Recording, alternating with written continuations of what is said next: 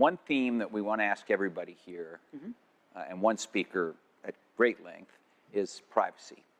There seems to be this... Sorry, Mark. Sorry, I don't know if Mark's He's here, here.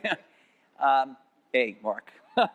So there seems to have been a spate of mistakes or, you know, false starts or things that have to do with privacy where companies have had to retreat, whether it's things with Facebook, things with Google Buzz. Or Google's Wi-Fi collection recently. Yeah, that Wi-Fi collection, that inadvertent, yeah. Talk to me about that. How is privacy looked at differently in Silicon Valley than in the rest of America? No, Silicon Valley's not monolithic. We've always had a very different view of privacy than some of our colleagues in the Valley. We take privacy extremely seriously. As an example, we worry a lot about location in phones. And we worry that some 14-year-old is going to get stalked and something terrible is going to happen because of our phone.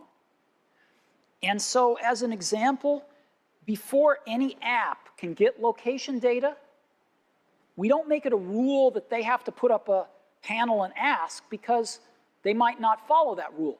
They call our location services and we put up the panel saying, this app wants to use your location data. Is that okay with you? Every time they want to use it.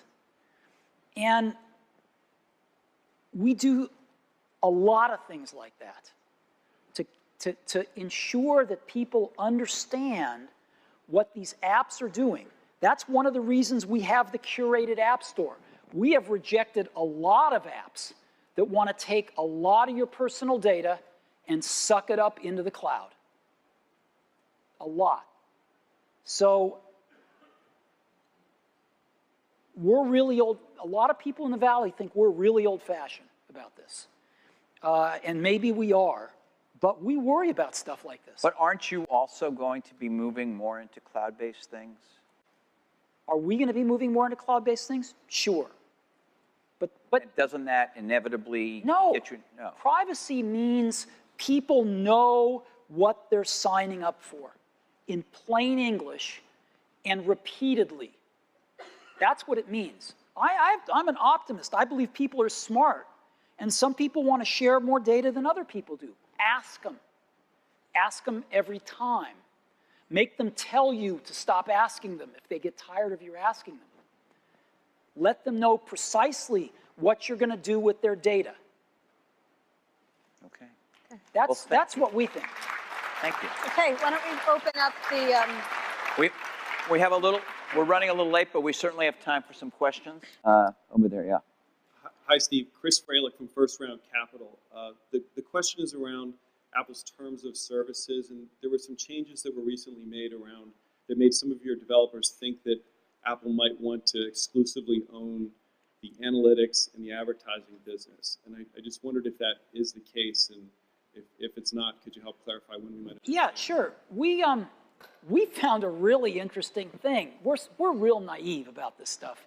So one day we read in the paper that a company called Flurry Analytics has detected that we have some new iPhone and other tablet devices that we're using on our campus. We thought, what the hell?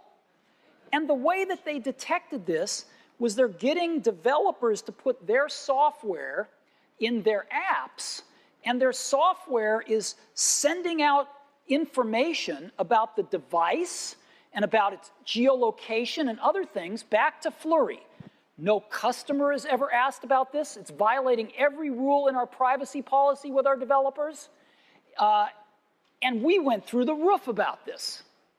So we said, no, we're not going to allow this. This is violating our privacy policies, and it's pissing us off that they're publishing data about our new products.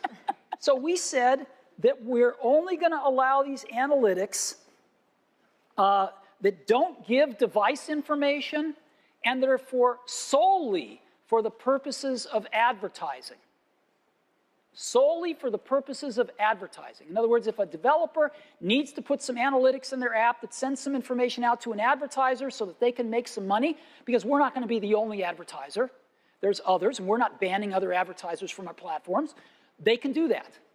But they can't send data out to an analytics firm who's going to sell it to make money and publish it to tell everybody that we have devices in our campus that we don't want people to know about.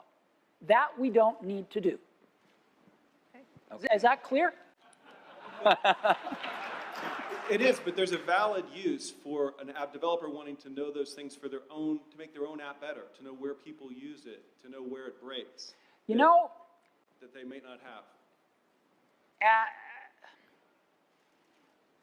There's no excuse for them not asking the customer whether it's appropriate to send that personal, private data to an analytics firm, which they were not doing. And secondly, after we calm down from being pissed off, then we're willing to talk to some of these analytics firms. But it's not today.